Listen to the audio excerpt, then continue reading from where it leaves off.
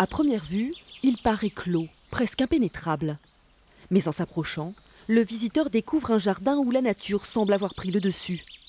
Au fond, comme des tableaux, presque un musée aux effets de miroir. Une création qui a su séduire. Réflexion d'un collectionneur obtient le premier prix. Il y a eu une quasi-unanimité. Ce jardin avec ses miroirs qui reflètent des micros jardins cachés, tout le monde a été très enthousiaste. Pour les autres prix, il y a eu des débats très sympathiques parce que beaucoup de nos jardins sont assez extraordinaires. Et donc dans ce cas-là, on a ceux qui viennent du monde du végétal, ceux qui viennent du monde de l'art, qui nous a dit des avis un peu différents. Pour le prix du design, le collectionneur d'ombres.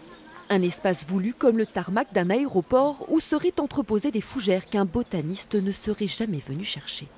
En fait, c'est une plante passionnante, la fougère, parce qu'en fait, vous avez environ 13 000 espèces de fougères dans le monde. Là, on n'en a que 200.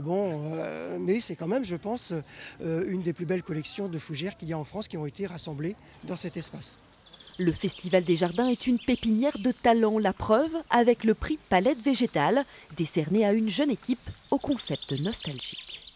On voulait qu'il y ait une accumulation, comme il pouvait y avoir dans les jardins de nos grands-pères ou de nos arrière-grands-pères même. Et c'est réussi parce que tous les gens qui rentrent dans ce jardin nous disent ça, qu'ils ont la sensation d'être dans un jardin de leur grand-père ou de leur arrière-grand-père.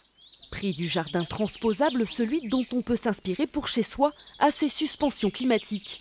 Enfin, le coup de cœur pour Silence sa mousse, comme une oasis de fraîcheur avant l'été.